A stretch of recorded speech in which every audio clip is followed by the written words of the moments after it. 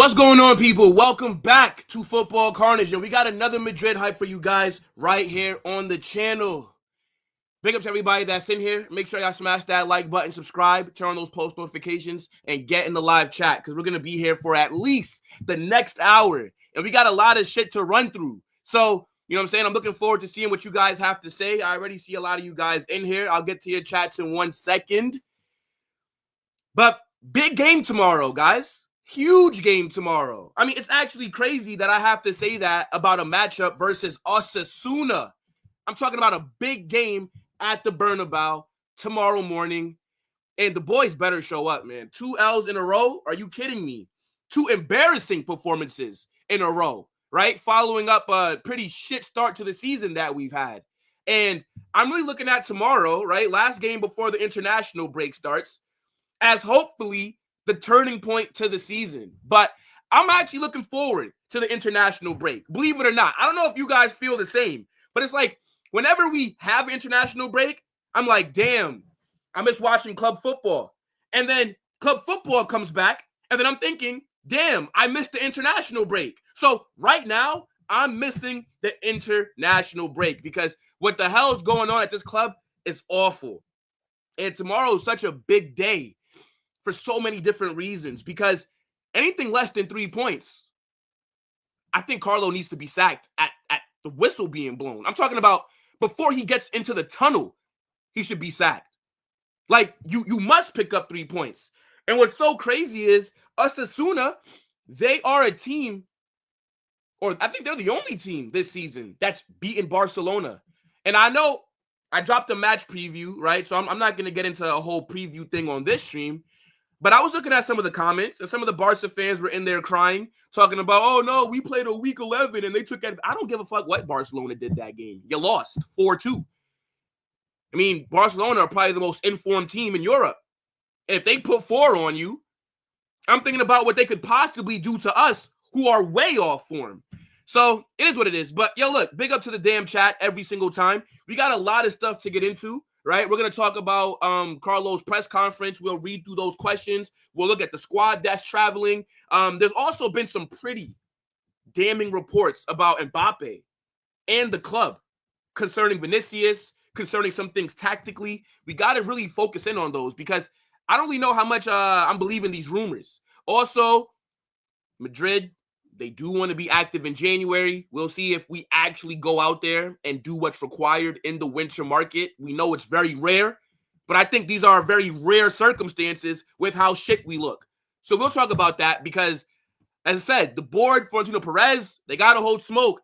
And then, just some other transfer news. And then we'll talk about David Alaba, who looks like his progression is going pretty good. And we definitely do need him back. But before I get into it, let's get into the chat real quick, see what you guys are saying. Big up to my guy, Punisher. What's going on, my guy? Yeah, man, look. Hawk Chua, bro, absolutely put in a disaster class against AC Milan. It's crazy. Next says, I changed my profile picture according to how I'm feeling. I can't even tell what that. It looks like a guy just standing in it's like a shadowy figure. That looked like when you get sleep paralysis. You guys ever had sleep paralysis where you wake up, but like, you can't move, and it feels like something's in like the corner of your room? Y'all know what I'm talking about, right? It happens to me sometimes. I used to be really scared about it, but now I'm like, nah, you know what I'm saying? Demon don't want no smoke with me, especially with how I'm feeling after watching these Real Madrid games. You know what I'm saying? The Demon better hope that I don't find him. Yo, big up, my guy. What's going on? Phineas says, I'm waffling. I don't think I ever waffle. When I speak, I think it's facts, to be honest with you. Let's see. LOL, Madrid fans, heads gone. Madrid players, head gone. Madrid coach, head gone. Hey, look, too bad it can't be physically, all right? In the dark ages, Carlo Ancelotti might have got stoned for these performances. I'm not going to lie. I have no idea who Phineas supports. Yo, what's going on to my guy, 2K? All right, and my guy, Rav fans. And the next says, Nico Paz. Yeah, bro, Nico Paz is in Italy cooking. I think he has the most created chances in all of Serie A, right? I mean, we do have a buyback clause that we can activate next summer for only $8 million. I don't think the club do it, right? I think we should leave him in Italy to develop for at least 2 seasons. And then let's see where the squad is at. And if we need it, I tell you what, Nico Paz could help us out a lot right now. You know what I'm saying? But all right, let's get into it, right? So first thing that I want to start with is Carlo's press conference. So as I said earlier, right, big game that we have coming up against Osasuna.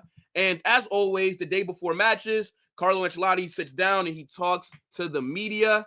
And the thing is, some of these reporters ask some nonsense. So I'm hoping that we actually get some good questions today. Like sometimes they ask good questions, but more times than not, they're asking about stuff that doesn't necessarily matter or that I don't care about at least. So, I mean, let's just read through it. So the main quote that they have up here says, I have full confidence in the players. They are aware of the, you know what's crazy? I have full confidence in the players as well. And then they go on to the pitch. I always have full confidence before the whistle is blown. And then once the whistle gets blown, my confidence starts to dwindle. Does anybody else feel that way? But yeah, let's get into it. So, does he feel strong enough to get through this spell? Who? Am I missing something here? Well, what is he? Does he? He who shall not be named. What is this, Lord Voldemort? Okay. Anyways, does he feel strong enough to get through this spell? I guess we'll find out once we actually read his answer. So he says, yes, and I'm not the only one. The rough patch is affecting all of us. Oh, okay. So does Carlo feel strong enough to get through this spell? Yo, Carlo, your job is on the line, bro. You fully lost a supporter in me. I was saying, yo, give Carlo till the end of the season. Now I'm saying I want Carlo out immediately. And you know what's so crazy? There's a lot of people that want us to lose tomorrow just so that Carlo gets sacked. But you have to realize, right? We're already about 9 points behind Barcelona. Yes, we do have a game in hand because we got to play Valencia at some point in time later on in the season. But if we lose this game, effectively, it's over. Like, we might as well just no longer care about La Liga if you lose this game. Now, do I want to sit there and say, yeah, let's lose against Osasuna at home so that this manager gets sacked? No. I don't feel that strongly about it, honestly. Now, I am one of those people that do believe sometimes you have to lose to progress. But not right now. Absolutely not. Like in November, I'm not willing to throw away our La Liga season because that's your bread and butter. The league is where you're going to be playing about 80 to 85% of your matches for the season. So I don't want to just dismiss it and just be willing to lose so that Carlo gets sacked. That's not what I want to do. I do want the manager gone. I'm annoyed with the tactics. I'm annoyed with the substitutions. But to just say, yeah, hopefully we lose against Osasuna. If we lose against Osasuna, the season is over. We're not catching Barcelona, who would then be 12 points clear. And then even if we beat Valencia, they're still going to be 9 points clear. So I've never seen us win back-to-back La Liga titles. I'd like to see us be able to do that, right? I don't want to just say whatever. You know, I thought that should be something that we should be targeting this season. But all right, enough of what I think, though. Let's see what Carlo says. Yes, and I'm not the only one. This rough patch. Okay, well, actually, let me read it. So, does he feel strong enough to get through this spell? He says, yes, and I'm not the only one. This rough patch is affecting all of us, not just me. The club and everyone involved, we remain a close-knit family with clear ideas, helping each other out, and I have absolute faith in the players. They're aware of the difficulties. These periods always crop up in football. It's an opportunity to come out the other side stronger. I mean, when? When? Like, when's this period going to end? Last 2 games at home. Lost 7-1 aggregate. When's it going to turn around? Playing at the Bernabéu isn't even a benefit to us because it's like home field advantage means nothing. We might as well be playing these games away. We've had hella home games so far. I feel like we rarely go away and we still look shit. So when? The players at least have credit in the bank. I'll give them that, right? Like, I do believe that the squad can turn it around. But my doubt is with the manager. I feel like with different tactics, yeah, things can turn around. But with the way that he's managing the side and making the changes and making stuff, no, I don't think it's going to turn around with Carlo here. I don't. To be honest. Like, when I saw Daniel Ceballos get subbed on and we're losing, that's when I knew that Carlo is no longer fit for this job. Okay? My guy is 65 years old. The football has left him. That's just what it is. All right, next question. He says, what are the problems that have led to these Real Madrid displays? Ooh, I like this question. Okay. The journalists are cooking right now, chat. They're cooking. We're going to let them cook. He says, we believe we found the solution, but it's all theoretical. We'll see it in practice tomorrow. This isn't the appropriate place to discuss the issues we've had because everyone has their own opinions. We have to address the reality, which is how we've lost recent games, and we have to switch things around. We think we found the problem, and we'll see if we're right tomorrow. I don't know how I feel about that answer. Chat, how do you guys feel about this answer right here? I don't know about this answer. I think everybody knows the problems that we're having. I know it. The chat knows it. I'm pretty sure Osasuna's manager knows it. Their assistant manager is also going to know it. The fitness coach is going to know it. I mean, like, where do we start? I mean, you can even start from the summer. Toni Kroos left. No defensive help. Right now, Lucas Vazquez in the back line. Mbappe can't finish his chances. Vinicius is looking mid. Midfield has no creativity. Jude is being played out of position. I mean, like, I just named you about 5 things right there that have led to how shit we've been so far. It's not hard, right? Like, does he think saying it during a press conference is going to give Osasuna an advantage? They shouldn't have an advantage. Like, it's Osasuna, respectfully. Like, we all know what the problems are, Carlo. You could just say it. You don't have to insult our intelligence, you know? But, all right, whatever. Yeah, this is a thing right here. So, if you guys didn't know, Mbappe was not called up for the France squad. There's reports that said he didn't want to be called up because he told Didier Deschamps that he needs to find his best form before coming back to France. Then I saw a quote that said Deschamps did a press conference and they asked him about it. And he said himself it was his choice not to call up Mbappe.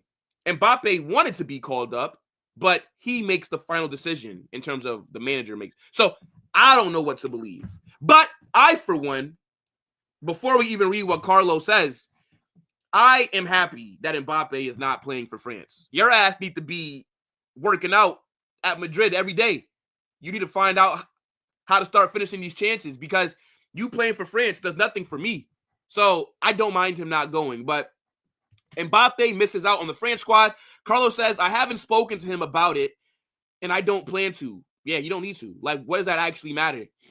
It's a matter for the national team coach, and I have no right to judge his decisions. I actually like this answer by Carlo so far. He made the decisions, and we have to accept it.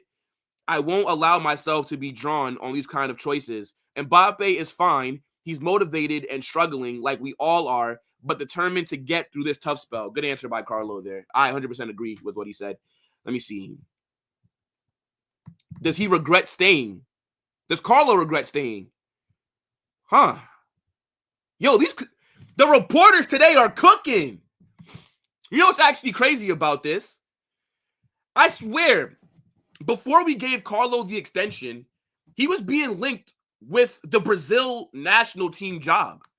I remember that. Like, if Carlo didn't get an extension from the club, he would be managing Brazil right now. And for as shit as Carlo has been this season, he's still clear of that Brazil manager. I mean, Dorvio Jr., Peter Griffin is managing Brazil, and he is awful.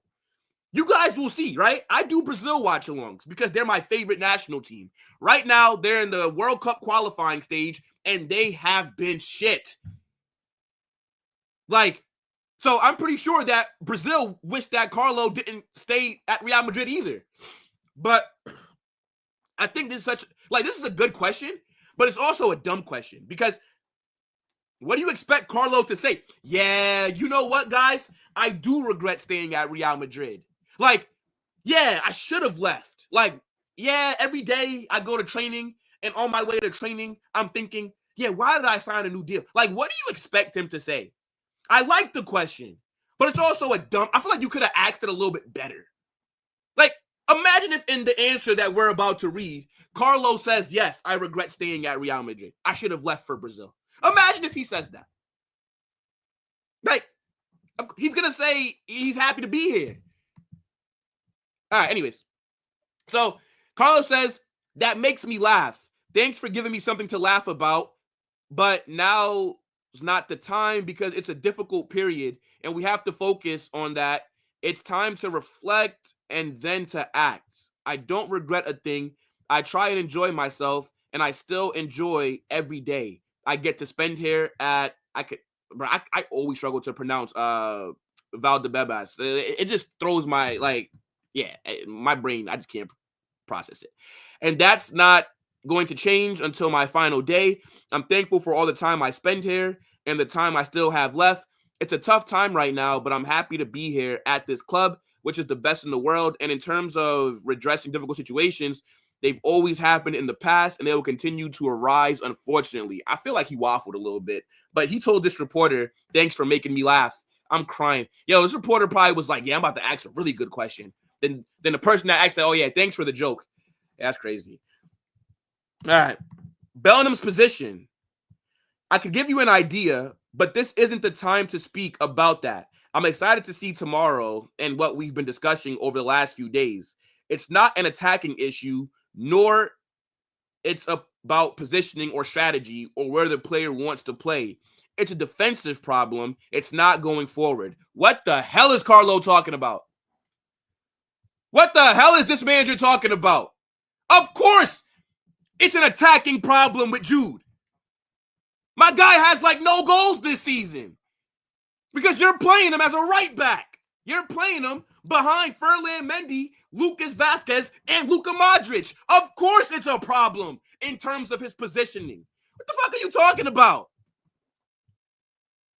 Brother, if you want to run two at the top, play Jude at the top of the diamond. Just try it again. It worked last season. It's not hard. Do something different. Of course, Bellingham's position is a problem. My guy should never be looking like the third center back out there. He should be a little bit higher up the pitch. Let him crash the box. That's how you get the best out of Jude. No, he's not a 10. No, he's not a 9. He is a box-to-box 8. But let him be higher up the pitch. We saw last season that him being higher up the pitch leads to good things. If I know this, if the chat knows this, why doesn't Carlo know this? Talking about it's more defensive. Jude is not a center back. Jude is not a DM. So if I'm asking you about Jude's positioning, why are you talking to me about defense? The fuck? What are we doing here? Like, that's stupid. That's a stupid answer. Anyways. Vinny Jr., how many questions left is there? Fucking hell. My God. All right. Let's kind of go through these a little bit quicker because I do want to get your chats on screen. And then we have a few other things to talk about as well. And I'm not trying to do this for the entire stream, right? Anyways, on Vinny Jr., I don't want to switch the position of players who makes the difference for us. W answer. Sometimes during a game, he might switch with Mbappe, and I don't intend to change that. It's not an issue with offensive positioning. It's defensive. This I agree with, right? Obviously, you know what? We'll talk about that in a little bit because that is a topic that I have in terms of the tactics. Valverde, he's in great shape, ready to play tomorrow. Brother, give Valverde a rest. Give Valverde a rest. Last season, Valverde played the most minutes out of any player in world football. Anyways, he's in great shape, ready to play tomorrow. He's trained well, as have all the others. And I swear they said that he had a back injury Something's wrong with his back. I don't even care about the answer. Give Valverde a rest. If we need Valverde to beat Osasuna, we're cooked. If we cannot rest a player like Valverde against Osasuna, then what are we actually doing here? Let me see. How does he deal with winning and losing a game? Don't care about that. Like, I mean, what should he say? Oh, yeah, when I lose a game, I sleep well at night. I'm happy. Like, it's a stupid question. We'll skip that. Endrick. All right, let's talk about Endrick. Yo, low-key, chat. I forgot that Endrick played for Real Madrid. I ain't seen this guy in about a month and a half. Where the hell's he been? Rotting on the bench, right next to Arda Güler. Thank you, Carlo. I got to watch Mbappe shoot at the keeper every single shot and play 90 minutes. While Endrick can't do any worse. Is just chilling on the bench. Lovely. Lovely. Yes. Thank you, Carlo. Thank you for wasting Endrick. Thank you. Anyways, he's ready to play. Do you know this, Carlo? Because clearly not. Anyways, he's doing fantastically, and he shows us so much quality in training. I would say the same thing about Arda. They're young, and they're putting pressure on the others. Shut the hell up. This gaslighting. Could the collective approach to coming through this period as quickly as possible involve Endrick? I think so. Could Arda be involved? I believe so as well. Start Arda tomorrow. Stop being a pussy. And also drop Mbappe for one of these games coming up. Man up, Carlo. Man up. Grow some balls. Grow some balls. Drop Mbappe for a game or two. Put Arda in the starting 11 tomorrow. I don't think Endrick has a chance of starting tomorrow, but Arda should. Give Valverde a rest. Start Arda. Tomorrow, I want to see Endrick get subbed on in the 65th minute. That's what I want to see. Be a man. You're a big-name manager, and you're scared of dropping these players? What are they going to do? Beat you up? Come on now. Anyways. Our goal is to come through this rough patch as quickly as we can, not give game time to those players. What? Is he serious? Is he serious? Did he just say... Okay, let me use it again.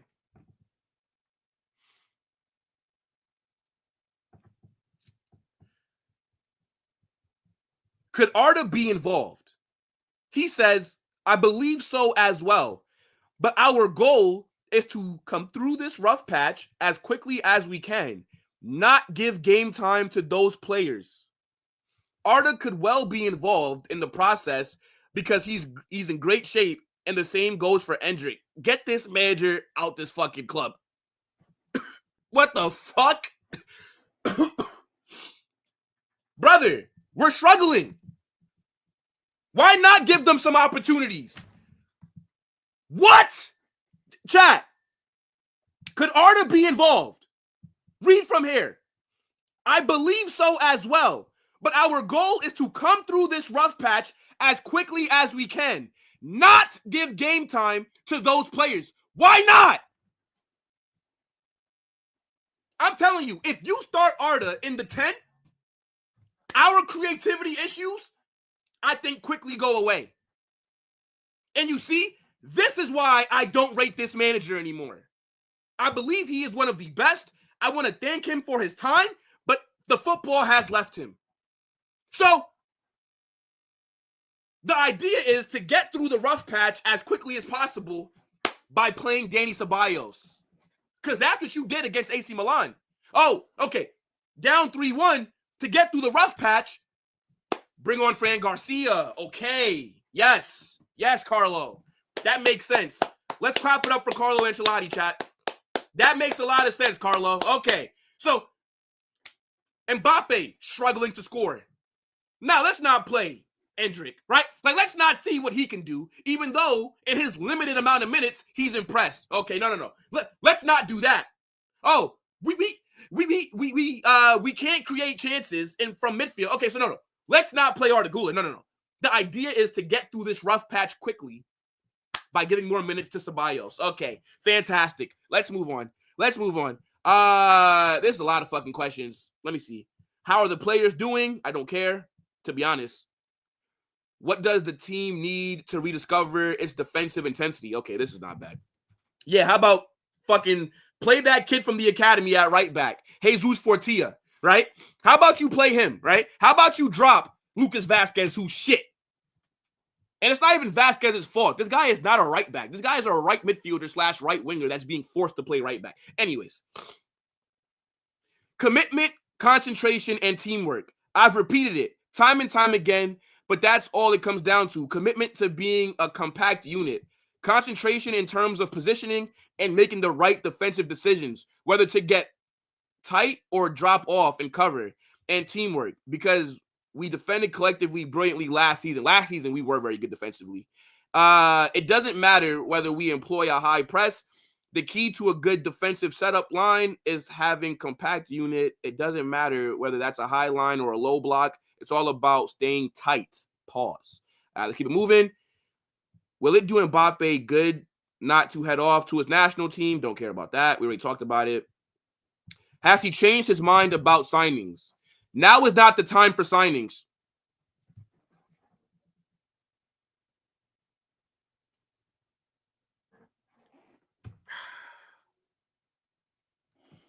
Okay. Now it's not the time for signings. To think about that, because it would mean neglecting the problems we have. What the fuck? The problems that we have is why the reporter is asking you about signings, because we all know that the problems we have is due to the lack of squad depth that we have that would be fixed by signings. I'm not reading the rest of that question. We can't make any signings now. Thank you, Carlo Ancelotti, for telling us that we can't make any signings in November. Thank you. Clap it up, chat, for Carlo. I didn't fucking know that. I thought that the November transfer window just opened up. Thank you for... Obviously, he's asking about future planning.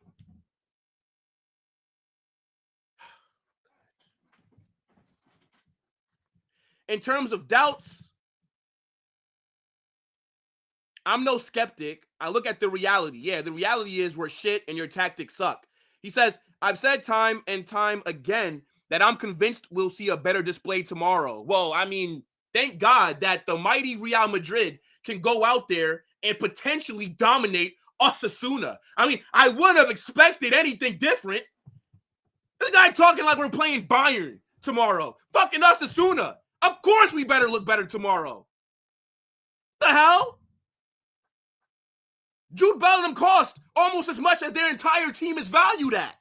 What are we talking about? I'm not reading that. Does he see the future? Yeah, what the fuck? What kind of... Is my guy a genie? How can Carlo see the future? I'm starting to get aggravated. Last question, then I'll get into your chats. This is absolute waffle. I think despite the issues we're having, it can still be a successful season. Okay. Where we fight for trophies in every competition. That's how I'm looking at the future. It's the way it's going to... What? It's the way it's going to be. We have the chance to win the Club World Cup in a month's time. We're going to compete in LaLiga and in the Champions League. Next game is against Liverpool at Anfield, by the way. That's always been the case. Lovely, lovely. Decent press conference. A lot of waffle. Some stupid questions. But yeah. Yeah. Let me see what you guys are saying. Yo, big up to the chat, man. Big up to the chat. What is this manager waffling about? This guy has lost his mind. He's lost his mind. Fucking ridiculous. Wait, what? Yo, don't forget me, bro.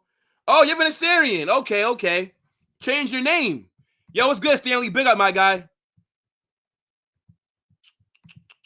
Liverpool has contacted tchouameni. Yeah, we'll talk about that towards the end.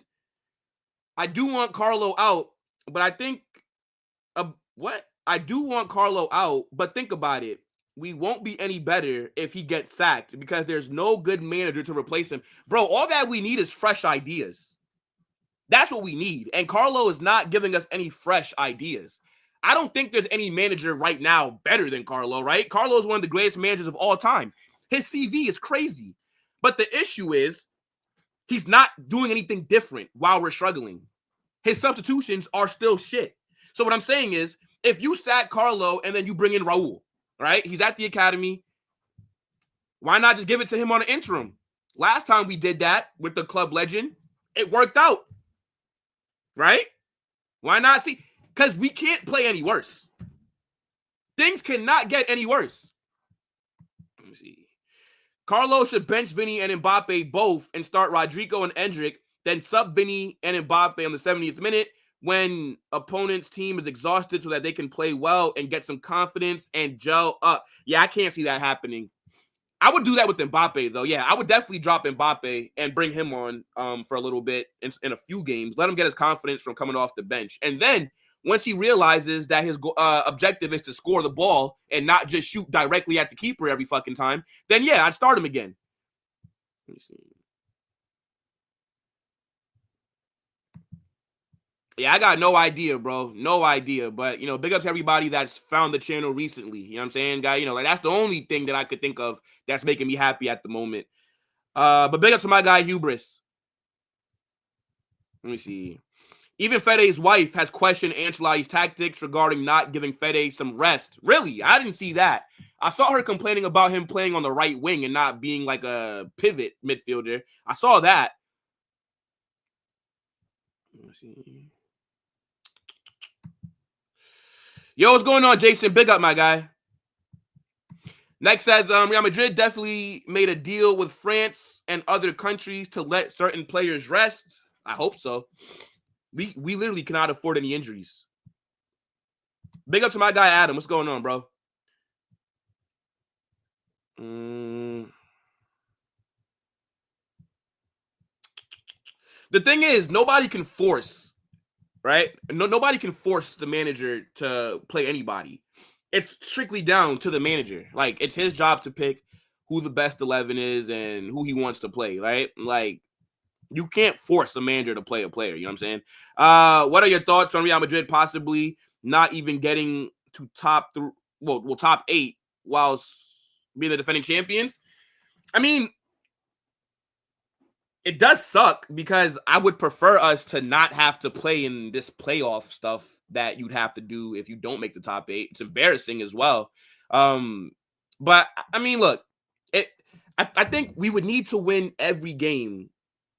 I think there's 5 games left or 4 games left. We would need to win 3 out of those 4 for us to have a chance to qualify for the top 8. And the next team that we play is Liverpool. So do with that information like what you want. Let me see. Gave my best performing player at the Euros 24 only 10 minutes of play time in the new season. Guess what kind of clown I am?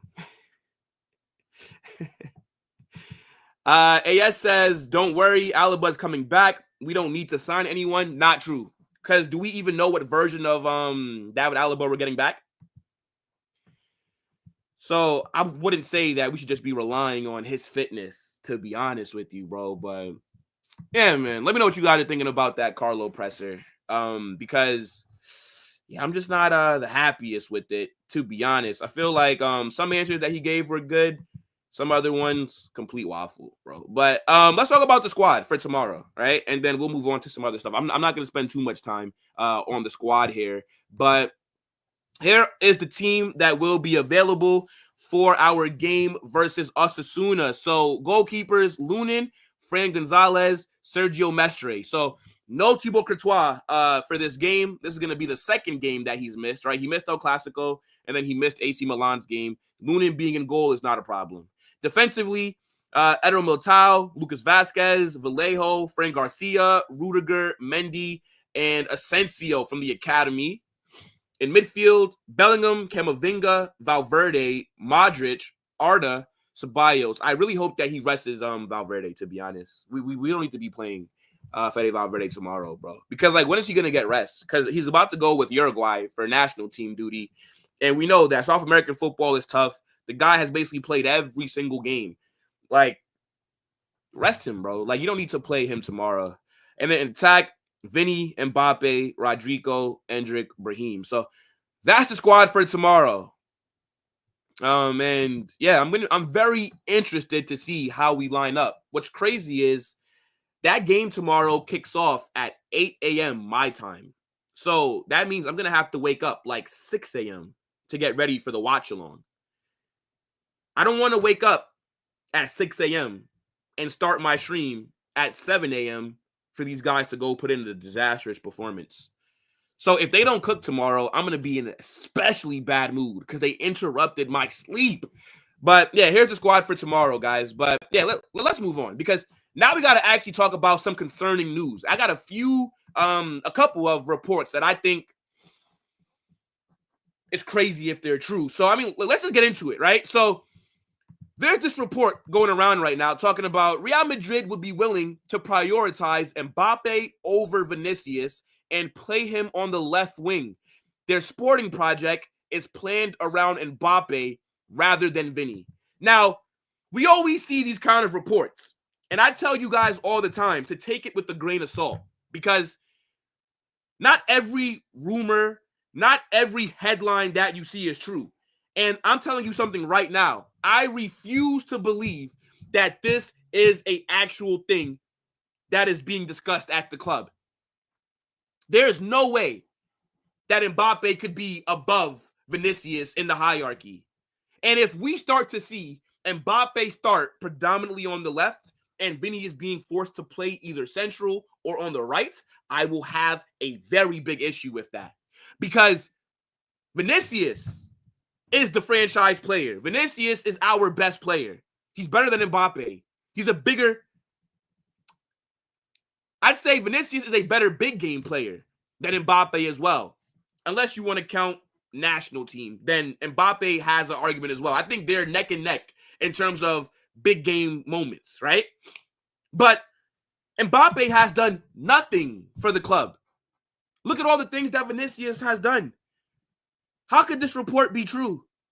How could the club give preferential treatment to an Mbappe? How could the sporting project be centered around him over Vinicius? This is such bullshit, chat. And reports like this always start to come out when you're playing bad and you're losing. If we're winning games, if we're playing well, you don't see these reports. But once things look like they're going wrong on the pitch, the media are always going to try and put out negative reports because negative articles get more clicks. It's the same thing like what you see happen right now on this channel. Last season, when I started doing content, I only had maybe 5 people watching me. Things are going bad right now. My numbers are going up. That's just how it goes. So you have to realize this report is not true. Carlo talked about it in his press conference that we just read through. He said he's not going to move Vini because he has been monumental for us. Last season, the best player in the world. Cooking in the Champions League. 2 UCL final goals. Liverpool. Dortmund. Ballon d'Or favorite. Got snubbed. There's no way that you can look at Mbappe, who just came into the side and has been putting in stinker after stinker, and then you expect me to believe that the club hierarchy would give Mbappe that left wing. That to me is actually ridiculous. Chat, I refuse to believe it. I would have to see it take place over a few games for me to actually think that this is a possibility. We signed Vinicius at 18 years old from Flamengo. You guys remember Vini was shit. Vini is arguably the player that taught me more patience because I was ready to write this guy off. Yeah, I thought he was a flop. He had potential, and there were times where he had good moments where he looked exciting, but Vinicius was just like a Brazilian Saint Maximin. Fast, had a few tricks, but in the final third, awful. Passing, awful. Shooting, not that good. And he's literally developed into an absolute monster. Now, this season, has he played well? No. But who has for us? Who has? Tell me. Except for maybe Courtois. who's arguably been our best player this season when fit. Nobody's really played that well. I can look at every single player that starts a majority of the games and criticize all of their performances. Fede Valverde has fallen off as well. He's no longer playing at a very high level. But no, that's Vinicius' left wing. He is the number 7. This is his team. Things work through him. Actions speak louder than words. Who's our main penalty taker? Vinicius. Every single time that Mbappe has scored a penalty, Vinicius allowed him. Vinicius gave it to him. But people want to talk to me about him being a selfish teammate.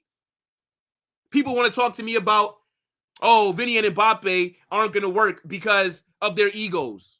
We saw those reports over the summer. Vinicius has been very accommodating to Mbappe. Look at all the chances that he's created for him. You know how many assists Vinicius would have right now if Mbappe knew how to put the ball into the back of the net? He's gifted him about 3 or 4 pens. No, the sporting project is not planned around Mbappe. And until we win something with him, he should be on the bottom of the totem pole. He has to prove himself. Vinicius has already proved himself. How many Champions Leagues we won with him? La Ligas, Copa del Rey, Spanish Super Cup. I know that Vinicius doesn't perform that well for Brazil, but to be honest, I don't really care about national team talk. I'm talking about club football. Vinicius shows up more times than he does not. Mbappe is a fantastic player. Yes, he's struggling. Everybody wants to make their jokes. That's cool. But he is a very good player. Nonetheless, Mbappe walks into every single team right now. Name me a team right now that Mbappe does not start for. So while everybody wants to laugh and make their jokes, understand, Mbappe is better than every single attacker that any other team has. But he's done nothing at Real Madrid for him to get preferential treatment. What he did at PSG doesn't matter. You got to do it for us. So I don't believe this report. Not at all. What are you guys saying about this, though? Let me see. You have to wake up early, too. Let's hope. Bro, we better. 6 a.m. on a Saturday. Are you mad? Imagine waking up at 6 a.m. to watch a ship. What am I, a United fan? Come on. Absolute cap. Trust me. Like, they just want to put out negative press because they want there to be issues. They want the locker room to be divided. Trust me. I think they're just dramatizing it. Vinny had some success playing in the middle, so maybe they want to swap them for a game and see. The thing is, him and Mbappe do interchange throughout the match, right? Sometimes you will see Mbappe on the left, you will see Vinny central. It's very similar to what we saw last season with with Vinicius and Rodrigo, where they would interchange on the wing. It's just about building chemistry. That's all it's about. And there's nothing wrong with interchanging. Let me see. This makes no sense.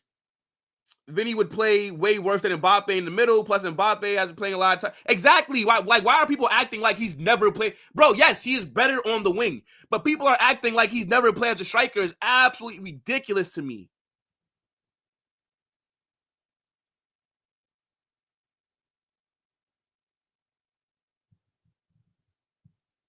Let's see. Yo, big up to Anthony with the super chat. He says, it's insane that Carlo doesn't want to give Arda Güler a chance. For you guys, I can tell you our manager at AC Milan, Francesca, is giving our young talent. Come on. Yeah, I saw that. Because don't you guys play, is it Caligari? I know I butchered that name. But, yo, big up to Anthony for the super chat. Yo, I appreciate that, my guy. Big up for always coming through and supporting. Thank you, my guy. But, yeah, man, that performance against you guys is... Yeah, you guys cooked us, man. Second half, oh my gosh, crazy. But nah, man, look, big up to my guy Anthony. I appreciate that, bro. Arda Güler scored 7 goals in 6 games last season. Yeah, bro. Something that I didn't realize was how good he was in front of goal. I never watched Arda Güler at Fenerbahce. I don't watch Turkish football, right? All due respect to them, not tuning into that. But everybody talked about him as a creator, as a playmaker, right? Like the Turkish Mesut Ozil. But when he got chances last season, he was so clinical in front of goal. Like, that surprised me. And I think he could solve our issues for sure.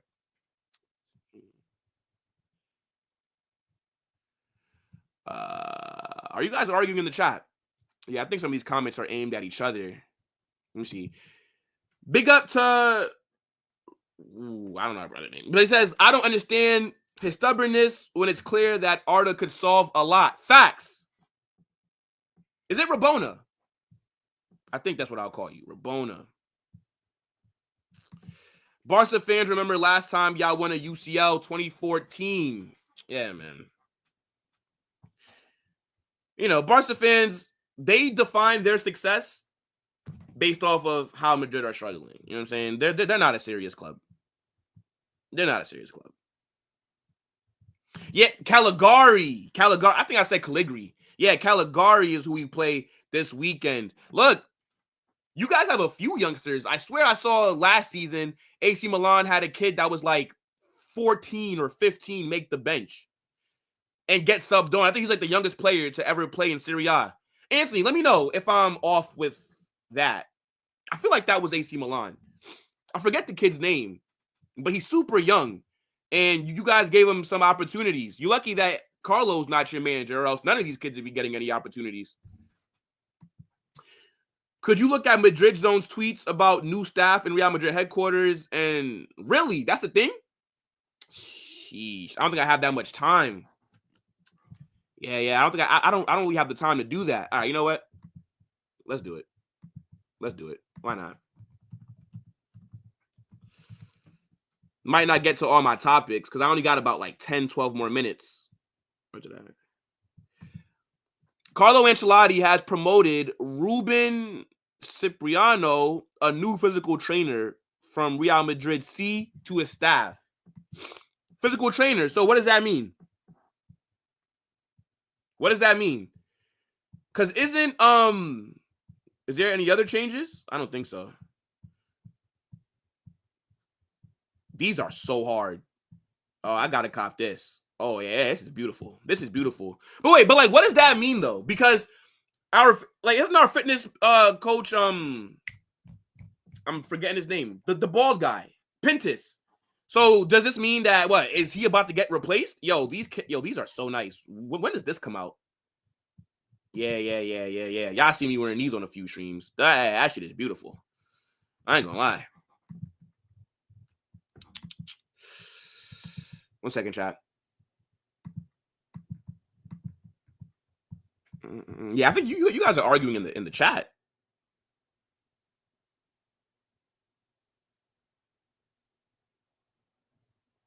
I can't tell, to be honest.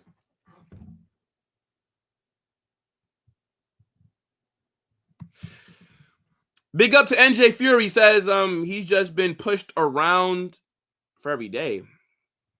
I don't know what you mean. Big up to my guy Britain. What's going on, my guy? Venezuelans back. Says Carlo has lost his mind.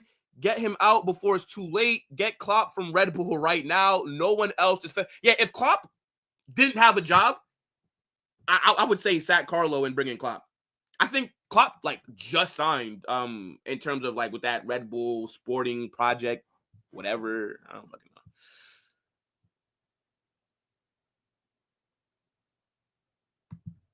Have you heard the rumors to what? Arda to Spurs and Endrick to Juve? No, I have not.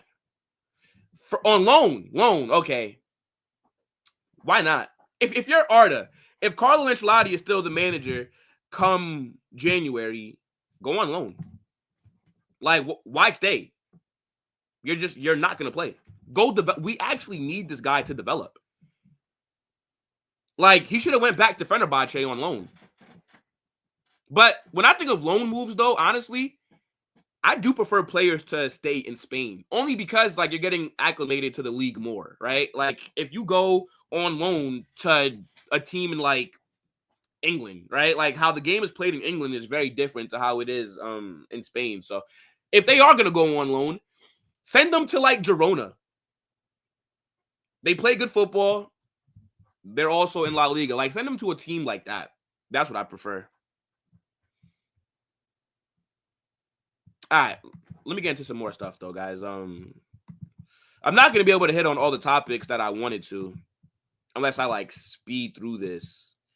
But yeah, it's okay. It's okay. All right, we'll be back Monday with some more talk. So some things could carry over. But all right, so another report came out about Real Madrid and how they view with how the team's playing and if there's any possibilities or any changes. Point is, we fucked up. Okay, the summer window, we massively overestimated the ability of this squad. Now, let me not even say we, right? Because us as fans are not in charge of the squad. We're not in charge of making signings. So let me not say we, because I know I personally called this out the first week of August. But Florentino Perez, the board, anybody that's involved in the transfer business that goes on at Madrid massively fucked up over the summer, okay? All that we did was bring in Mbappe, and they thought that that would be enough to get the team to kick on. And they did not address any of the issues that we had. And the Mbappe signing papered over a lot of the cracks, a lot of the concerns that people had. Because once Mbappe got announced, I didn't see anybody complaining about any of the other business that we lacked, right? And I was calling it out, and people said to just be calm, right? You signed Mbappe. Why are you complaining?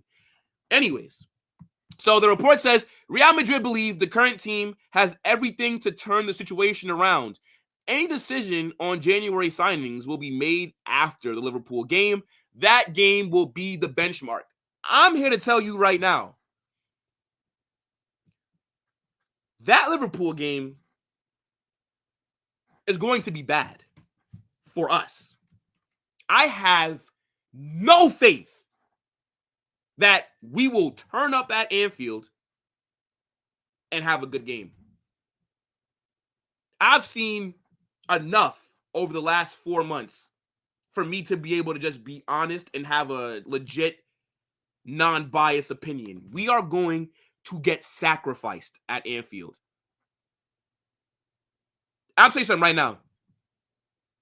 That Anfield game should not be the benchmark for if we make signings or not. Because even if we do happen to get lucky and beat them, we still need signings in January. Do not use that Liverpool game as the only metric on if we should be making signings. Do it anyways. Because if we don't make any signings in January, the season is over. This is not last season where we had all those injuries and we still overcame it. Because at least last season, we played good. Like, we looked good on the pitch. At least we were scoring goals. This season, not only do we have all these injuries, but we don't play well. And we're getting cooked. And we're not creating chances. I'm watching Barcelona score 3 goals in the first half, damn near every game. How many times have we even scored 2 goals in the first half this season? How many times? We need signings regardless of what happens. But if they do want to use that Liverpool game as the benchmark, then oh my days. Because we are going to get fried. What Liverpool are going to do to us at Anfield is illegal in every country. It's illegal in every single state in America. We are going to get murdered. And maybe after Liverpool probably beat us 4-1, maybe a 5-2, then that'll wake them up. Maybe we go super aggressive in the window. So it's probably a gift and a curse. But does anybody even feel confident about that Liverpool game? They're the best team in England at the moment. And they've been whipping people in the Champions League. They just beat Leverkusen like 4-0. Xabi Alonso, the manager that all these Madrid fans are twerking for, the manager that all these Madrid fans want to see him come in and implement a back three, just got demolished at Anfield. And Leverkusen are on a lot better form than we are. Imagine what's going to happen when I turn up to Anfield with Lucas Vazquez at right back. What do you think Luis Diaz and Cody Gakpo are going to do to him? Mo Salah's on form. Ferland Mendy couldn't defend a light pole at the moment. How are we going to score against Van Dijk and Konate? And Alisson will more than likely be back in goal for that game. Trent, a player that I want us to go out there and sign in January. He's been really good defensively this season. Andy Robertson is shit. That's the weak link. He's so trash. But what I'm saying is, the form that both teams are on is two complete opposites. Real Madrid, shit. Liverpool, good. We're not winning that game. We couldn't beat Lille. We couldn't beat a shit AC Milan.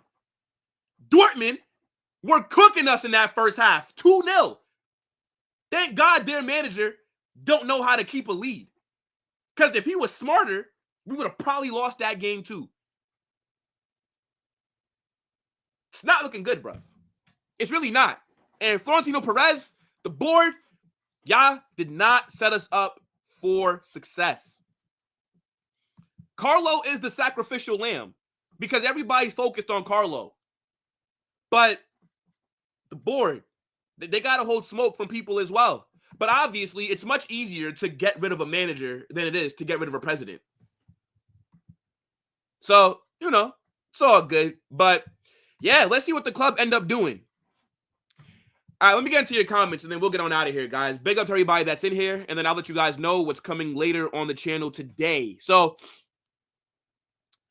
yo, big up to my guy Burton. Says, I already read this comment, but what's going on, bro? As always, see, it's so weird on StreamYard. It never tells you where you left off. So, like, you feel like you're just missing everything. My goodness. Let me see. And why is he not playing? You think sometimes y'all talk about Ancelotti as if any of you have 1% of his ball knowledge. Hey, I tell you right now, Khaled, big up for you being in the chat. I've seen you arguing with people. I tell you, if you put me as Real Madrid's manager, I guarantee you we look a lot better than how we look right now. Come on now, bro. Stop it. As a cooler, that's unfortunate, School, but big up. Says, I'm not denying Carlo has made some mistakes, but I believe this is more a matter of the board who set up Carlo to fail. Cruz's departure should have been prompted to search for a light. No, so I agree with you. It's not all Carlo's fault. But the issue that I have is that even though, yes, we are a very imbalanced team, Carlo is doing nothing different to fix it. That's my issue, bro. But I do agree with your comment here, right? And big up for, just not trolling. But why are you playing Danny Ceballos over Arda Güler? Why are you bringing on Fran Garcia when we're losing 3-1 over Arda Güler? Why? See, like, things like that. Why is Mbappe playing 92 minutes? Why is Jude Bellingham's position deeper than Mendy, Vasquez, and Luka Modric? See, like, things like that is the manager's fault. I'm not saying that the club have just been perfect, but what I'm saying is there's no excuse for us to look as shit as we have. But I agree with you, though. I do agree in terms of the board. It's a lot of the issues fall on them as well. But in terms of how we are managed in game, the way that we set up to start off games, that is strictly down to Carlo. Big up to Anthony with another super chat. Yo, Anthony, you don't got to put super chats, bro. Trust me. I will find your comments. Big up, man. I appreciate that so much, my guy. But, yo, you can put your comments in. I'll see it, my guy. But I appreciate the support. He says, Francesco Camarda was the same guy that was subbed on last season versus Fiorentina. He became the youngest player to appear in a Serie A match at 15 years old, and he will be the youngest starter at 16. Chat, do you guys know what I was doing at 15 years old? I was failing math. Imagine being 15 years old and getting subbed on for an AC Milan game. Things like this just make me think, what have I done with my life? Like, that is actually, I was 15 getting on punishment, bro. Used to get my phone taken, right? I used to be in detention. This guy's playing for AC Milan. Oh my goodness. In my next life, I'm going to be a generational talent. Watch. Now look, man, big up to my guy Anthony, man. Another super chat. Appreciate you for sponsoring today's live stream. Let me see a few more comments. Big up to my guy JD says, Mbappe left wing, Endrick striker, Rodrigo right wing, Vini to Saudi, Arda and Bellingham Camavinga as a CDM. Your opinion? I would have to build that team on paper to actually see it. But no, Vinicius is not going anywhere. If Saudi want to buy Vinicius, then they could pay that $1 billion release clause that he has. Thank you very much. I'll take that. If they want to pay $1 billion for him, then he can leave. Let me see. Khalid says, bro, I'd rather be broke and not have a finished attack. That's how funny. What? That's the funny thing. We were currently better than you without having money. Well, that's because you guys tried to spend money and it hasn't worked. Funny thing is, I assume that you're a Barcelona fan. Do you know that in the last 10 years, Barcelona have spent 500 million more euros than Real Madrid? Barcelona in the last 10 years have spent $500 million more than Real Madrid. Look it up. So how they tried to make it seem like, oh, everything is from La Masia and blah, blah, blah. Yeah, because when you guys have spent money, all your players flop. It is what it is. It is what it is. Yo, big up to everybody that's in here, man. I appreciate all the support. Let me see. And then Poppy Havard says, Barca own Madrid, and with a comment like that, I think I should be ending the stream, guys. Yo, big up to everybody that's in here, right? Make sure you guys smash that like button. Turn on those post notifications because later we will be back. We're going to have a rival talk, right? That's kind of a different pace. It's more of a Premier League debate show that I do with my guy, Edwin. So, make sure that you guys tune into that. That'll be sometime in the afternoon. In an hour's time, I will be on the football terrace, right? So make sure that you guys watch that as well, right? I'm going to need some support in the chat because a lot of people just be trying to get on me, bro. But that's all good. Look. And then tomorrow, we'll have Real Madrid versus Osasuna, live watch along, and then match reaction, right? So busy next few hours and a busy morning tomorrow, right? Big up to everybody that's just found the channel, right? I appreciate your support so much. And again, big up to your damn selves. W chat as always, guys. But yeah, I'll be back in a little bit, people. Peace.